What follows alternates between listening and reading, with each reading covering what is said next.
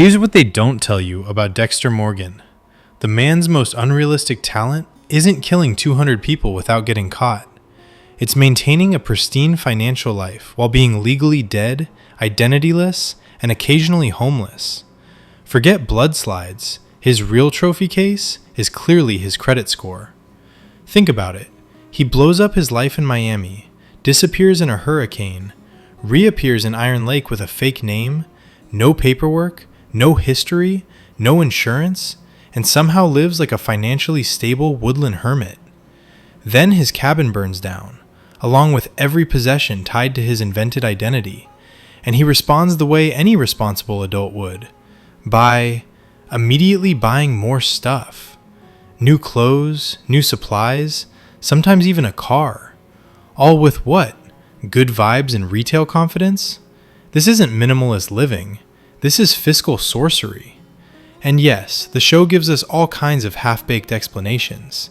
Mysterious savings, forgotten salaries, resurrected accounts, the possibility that criminal cash makes excellent pocket money. But the truth is far funnier.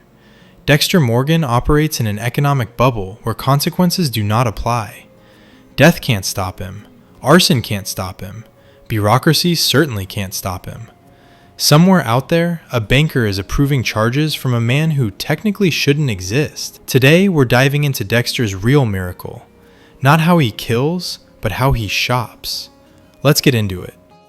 Dexter Morgan's greatest supernatural talent has never been blood spatter analysis, forensic intuition, or the ability to vanish from a crime scene milliseconds before an inconvenient colleague turns a corner. It is liquidity. Not merely the occasional cash-in-hand convenience, but an apparently bottomless, plot-protected reservoir of funds that survives identity death, literal house fires, cross-state reinventions, hospital escapes, and wardrobe refreshes with the serene reliability of a utility company. In Iron Lake, the starting over premise suggests a man living modestly under an invented name, working an ordinary job, and keeping his footprint small. Then the cabin burns, everything is lost, and the story glides forward as though the only casualty was a throw blanket and a few rustic decor choices. No insurance because the identity is fabricated. No legal recourse because the person does not exist. Yet the essentials keep appearing. Replacement items, transport, clothing, the quiet ability to acquire what is needed without any messy attention paid to how. It is the kind of detail that is easy to ignore amid murders, conspiracies, and existential monologues, until it suddenly is not. A man without paper is not supposed to shop like a man with receipts, but Dexter has always been a special case, a ghost who can still pay the invoice. The attempted explanations arrive quickly, because audiences are generous in the way only long-suffering viewers of serial killer melodrama can be generous. Perhaps there was a large cache taken from a criminal, something in the range of tens of thousands siphoned from the margins of a villain's party and never mentioned again except as a convenient accounting fix. Perhaps a legal resurrection restored bank accounts, credit, and whatever bureaucratic levers need pulling so that the dead can once again become billable. Perhaps there was an emergency fund prepared long before the hurricane death, because a man who plans dismemberments like business meetings might also plan his escape routes like retirement portfolios. Perhaps the Miami salary was strong, the spending was minimal, and years of living like a monk in khakis created a tidy nest egg. Perhaps assets were sold, a biological father's house, a family home, remnants of a past life turned into cash. Perhaps the invented identity still had working accounts, registrations, and credit lines because bureaucracies are famously careful and never miss a detail, especially in fiction. Or perhaps the simplest answer is the one the narrative keeps quietly begging to be accepted. Suspension of disbelief is part of the admission price. This is a world where a single man kills more than 200 people without being caught, despite working in the vicinity of law enforcement personnel who frequently announce, out loud, that the killer must be someone close. The money is not the least realistic element. It is merely the one that cannot be solved with a dramatic close-up and a voiceover. Still, the cash question persists because the show itself invites it through its attention to logistics everywhere else. Dexter's life is a chain of practical problems.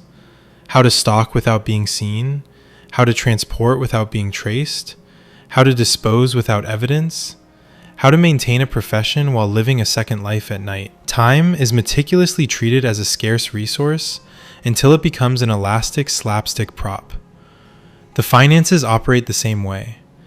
The show wants the credibility of a grounded double-life thriller, but relies on the convenience of fantasy. In one breath, it sells Spartan living, no hobbies, no vices, no lavish tastes, minimal indulgence.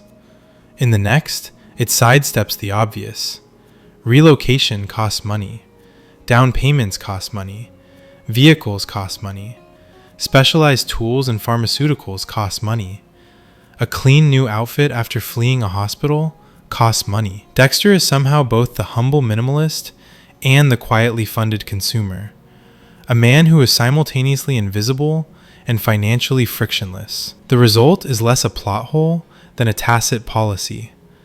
The narrative will balance the ledger off-screen because the audience is busy watching bodies disappear. Yet even this financial sleight of hand pales beside the show's more uncomfortable accounting problem. Harry Morgan, the patron saint of bad decisions, occupies an increasingly indefensible position as the series' moral architect. The story has always flirted with the idea that Dexter's darkness is a tragic inheritance shaped by trauma and guided, perhaps constrained, by a code. But as scrutiny intensifies, Harry's role stops looking like pragmatic damage control and starts resembling a catalog of ethical failures with a badge clipped to the front. The list is long enough to read like an indictment. Neglect leading to a child's drowning, professional and sexual exploitation of Laura Moser, refusal to heed her fear and escalating danger, coercion through threats of incarceration, betrayal of his marriage,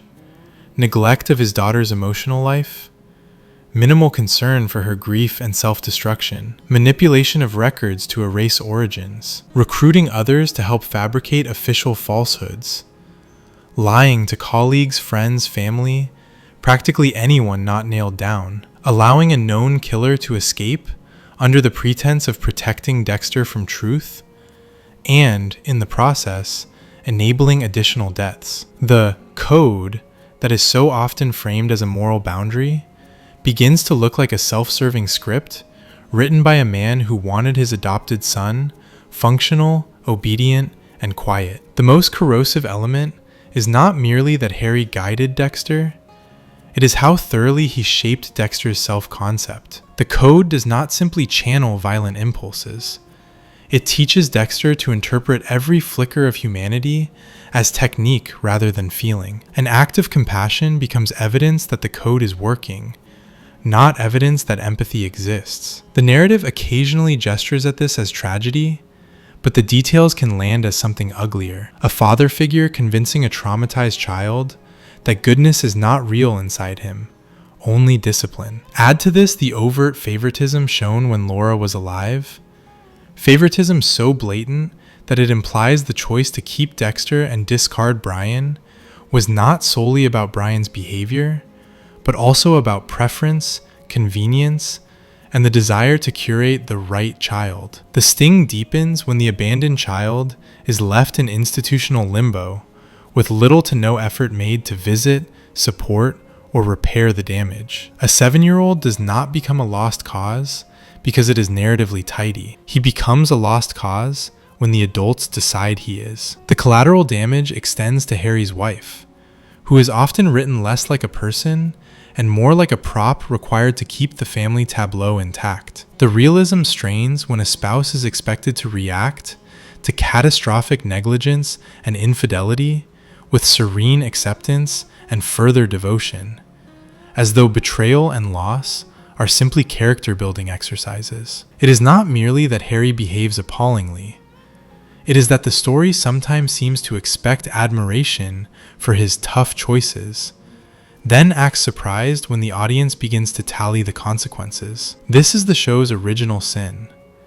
It wants Harry to be simultaneously the flawed father and the necessary saint, the man who failed but also saved. The closer the details are examined, the harder that balance becomes to maintain. Without the audience offering charity, the character does not earn. This reevaluation of Harry often coincides with a more general reevaluation of Dexter himself, a shift that tends to arrive with age, context, and a less romantic relationship with villain-protagonist storytelling. Dexter can present as charismatic competence, controlled, witty, composed, preternaturally effective. It is easy to be seduced by that efficiency, the fantasy of a man who brings order to chaos and applies his violence with selectivity. But with distance, the veneer thins and the machinery shows. Early on, he is manipulative in relationships, comfortable with deception as a lifestyle rather than a necessity, and more than capable of betraying the people who trust him. He cheats on Rita, he compartmentalizes family, he makes half-hearted gestures toward change when it suits his narrative of self-improvement. Trauma offers explanation, not absolution, and the series frequently blurs that line because it depends on the audience continuing to root for a man who leaves devastation behind him. Of course, there is a reason the rooting happens.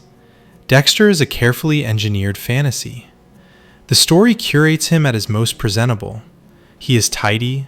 He does not kill impulsively in rage. He is methodical. He targets killers, which provides moral insulation. He is not written as sexually predatory. He is not written as a pedophile. He is not written with the most repulsive real-world compulsions that would shatter the audience's willingness to watch. He is never depicted as physically miserable, socially grotesque, or mundanely pathetic in the ways actual violent offenders often are. He is a killer with good lighting and excellent time management. He is, in short, a character designed to remain watchable. The show understands, with cold precision, that audiences will follow an anti-hero if the anti-hero is sanitized enough to remain narratively seductive. That seduction raises its own uncomfortable questions. Would viewers be as eager to support Dexter if he were less competent, less attractive, less witty? If he spent his days exhausted and unremarkable, playing video games and dodging real responsibilities? Would the code retain its glamour? Probably not. Part of the appeal is aspirational competence, the fantasy of control. Dexter, like many celebrated fictional villains, is a go-getter who takes command of his destiny. The story packages that drive as impressive, and audiences respond to it, even as they insist the admiration stops short of endorsing murder. The dissonance is the point. The series invites a flirtation with darkness under the pretense of moral structure. Then reality seeps back in through the domestic storyline, and the fantasy becomes far less flattering. Consider parenting, for instance. A man who works through the day, kills through the night, and returns home at punishing hours is not a model family man. He is a perpetual absence with a pleasant smile. The show often asks to be taken seriously as a meditation on love and belonging, yet it consistently depicts a protagonist whose presence in his family's life is sporadic at best. In rewatches, the devoted husband performance can look less like tragic burden and more like reckless arrogance. There is a special kind of irony in a character who insists he is different from other killers, while repeatedly placing innocents in danger through his insistence on maintaining his rituals. Nothing exposes this more clearly than the overtime cover story, an absurd little thread that becomes revealing precisely because it is so mundane. Dexter regularly disappears under the guise of extra work, and at least once explicitly claims he will earn triple overtime for holiday duty. The line is either a casual lie meant to soothe, a writing inconsistency, or a misunderstanding of how salaried employment functions. Either way, it invites a reasonable question. Would a spouse notice the mismatch between claimed overtime and unchanged income? Some argue that salaried jobs do not pay hourly, and that overtime would not appear as extra pay, rendering the question moot. Others counter that the story itself explicitly uses overtime pay as a justification, meaning the audience is not inventing a detail, the show is. The more interesting issue is not payroll mechanics, but marital credibility. In many households, partners do not inspect each other's pay stubs, interrogate coworkers, and audit timesheets like a forensic accountant. Trust, or resignation, covers the gaps. Sometimes bills are paid, needs are met, and questions are deferred because the alternative is conflict. Rita, in particular, is frequently portrayed as eager to believe what she is told, perhaps because the relationship is structured around her desire for stability after trauma. That credulity can read as tragic, or it can read as narrative convenience. Either way, the pattern remains. Dexter's lies succeed not because they are ingenious, but because the people around him are written to absorb them. The finances within the marriage can be hand-waved in several plausible ways. Perhaps there are separate accounts. Perhaps Dexter deposits enough into a shared account to keep the household running while keeping the bulk of his funds private. Perhaps mail and pay documents go to an address not easily accessed. Perhaps joint filing does not translate into joint scrutiny. Perhaps there is money taken from victims. Never the stated motive, but an obvious byproduct in a story where criminals often possess cash, assets, or resources. The unsettling part is how quickly the domestic plot becomes a shell game of withheld information and compartmentalized truth. Rita's transformation, her visible glow, the shift from worn-down survival mode into a more confident version of herself, is often celebrated as a triumph. It is, yet it also underscores a cruelty. She blooms while tethered to a man whose life is built on deception, and the story repeatedly leans on her hope as a stabilizing backdrop for his violence. If the domestic sphere is built on convenient blindness, the workplace is built on eccentricity, and the series thrives on the idea that Miami Metro is a carnival of personalities barely contained by badges. Imagine encountering these people as colleagues without knowing the secret engine driving the show. Dexter, ironically, might appear the most normal, at least on the surface.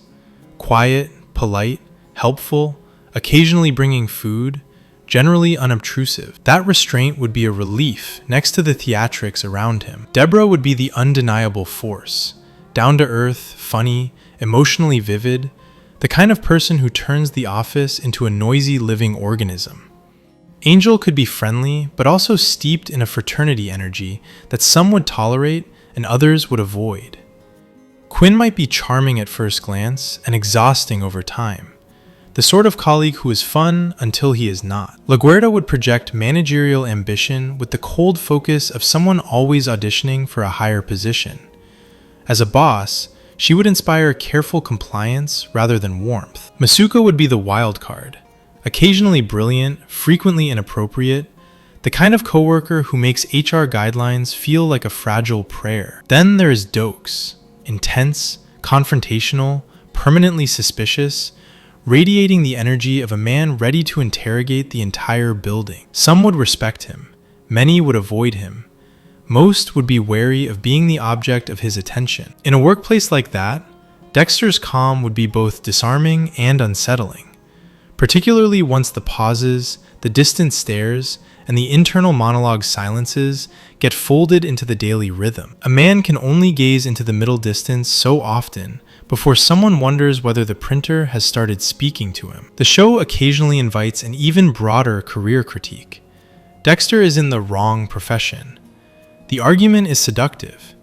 His skill set, surveillance, infiltration, social camouflage, evidence control, meticulous planning, would fit espionage or covert government work, at least in the popular imagination of spies as sanctioned assassins. If he were an agent, the thinking goes, he could channel violence toward officially designated villains and stop worrying about being caught by his own police department. It is a charming fantasy, one that underestimates what Dexter actually is. A spy has superiors, orders, constraints, oversight, and the messy requirement of following someone else's agenda. Dexter's entire identity is built around autonomy. His rituals are personal. His kills are curated. He does not simply eliminate, he stages, controls, and dismembers. The notion of a handler calmly accepting a report that begins with, "The target was abducted, imprisoned, and chopped into pieces for psychological satisfaction," is, at best, optimistic. Government work is bureaucracy with a weapon, not a permission slip for private compulsions. Other career fantasies fare better. Medicine, especially surgery, would offer a provocative juxtaposition between saving and taking life, though it would also place Dexter under intensifying scrutiny. Politics is a darker but arguably more accurate suggestion. The capacity to lie smoothly, manipulate systems, manage perceptions, and access information while remaining publicly respectable. A small-time administrative role could grant quiet access to data without constant observation, and the personal emptiness that Dexter often describes could translate uncomfortably well into the performance of public service. A traveling job, such as trucking, would help a killer disappear into the geography, movement as camouflage, though it would not suit a code tied to local knowledge and investigative access. Ultimately, the most fitting job remains the one the show gave him: forensic specialist in homicide. It offers proximity to victims and perpetrators, access to databases, a legitimate reason to be at crime scenes, and the perfect cover. No one suspects the blood guy of liking blood. It is also a neat psychological trap. Dexter is embedded in the institution that would destroy him, surrounded by colleagues who love him, distrust him, want him, need him, and never quite see him. And then, inevitably, there is the question of irritation. Even the most charismatic protagonist becomes unbearable when the story insists on repeating the same moral failure with new lighting. Dexter's most infuriating moments are rarely the kills. They are the delays, the indulgences, the arrogance dressed up as curiosity. Letting Trinity live longer than necessary is a masterclass in self-sabotage disguised as fascination. And the outcome is so catastrophic that rewatches turn those episodes into an exercise in restrained rage. The romantic arcs often exacerbate this. The irritations with Lila, the fatigue of the Hannah obsession, the way Dexter's internal narration turns into a hymn to his own feelings while ignoring the collateral damage around him. The writing sometimes tries to elevate him into a hero in later seasons, smoothing edges that were, ironically, the most compelling part of his character. When an anti-hero becomes too self-justifying, he stops being complex and starts being tiresome. The most unforgivable pattern is how Dexter treats innocent people as accessories to his self-discovery. He convinces himself that his family is safe while he inserts himself into the orbit of dangerous men, chasing lessons about fatherhood and humanity as though they are elective classes that can be audited without consequence. He leaves his child with caregivers while hunting predators, as if the universe will politely segregate threats into convenient lanes. He insists he is different from other killers because of the code, even after innocent deaths pile up, written off with the casual annoyance of someone brushing away a mosquito. The show positions these moments as tragic irony. He wants connection, so he reaches. He reaches, so he destroys. That is effective drama. It is also repetitive. There is only so many times a character can touch the stove and act surprised by the burn before the audience stops calling it tragedy and starts calling it habit. The revival-era arrogance sharpens this critique. Dexter's belief that he can train Harrison reads less like fatherly guidance and more like selfish projection, an attempt to remake his child into a narrative solution. The escape from custody, driven by impulse, detonates lives with the same careless disregard that the code was supposedly designed to prevent. The failure to notice suspicion from a partner in law enforcement is not merely oversight. It is the complacency of a man who has spent years believing he is untouchable. Isolation has corroded his judgment, and the hallucinatory presence of Deborah functions as a theatrical representation of that corrosion. Not a conscience, but but a persistent symptom of fracture. The story offers this as explanation, perhaps even mitigation. It is. It is also an indictment. Dexter's greatest weakness has always been the conviction that his intelligence exempts him from the consequences that apply to everyone else. Underneath all the specific complaints, money that never runs out, overtime that never adds up, colleagues who never quite connect the dots, a father figure who deserves a tribunal, sits a broader frustration with the show's chosen trajectory. There was, arguably, a more elegant version of this story available. A serial killer anti-hero who remains dark, disciplined, and steadily improving at the craft, taking trash out with relentless precision, while the drama arises from external pressures rather than internal repetitive failure. Some viewers wanted a character who learns, adapts, perfects, and survives. Not because survival is morally deserved, but because it is narratively satisfying to watch competence sharpen. Instead, the series repeatedly returns to the same loop. Dexter lets someone close, shares the secret, rationalizes the risk, and someone ends up dead. The same mistake, again and again, until the pile of bodies includes nearly everyone he claims to love. It is not that tragedy is inappropriate for this story. Tragedy is practically the genre's native language. It is that repetition without evolution begins to feel less like fate and more like stubbornness, an insistence on circling the drain because the drain is familiar. And this, ultimately, is Dexter's most biting irony. The show asks the audience to admire a man defined by control, yet it repeatedly depicts him as incapable of controlling the one habit that matters most: his compulsion to believe he can have everything. The ritual, the family, the secrecy, the intimacy, the thrill, the righteousness, the freedom. He wants a life that does not exist. The narrative, in its most honest moments, punishes him for that. In his lazier moments, it simply drags the punishment out, dressing the same moral collapse in different costumes and hoping the audience will call it development. The money will keep appearing. The convenient logistics will keep smoothing over the edges. The real question is not how Dexter pays for a new outfit after a hospital escape.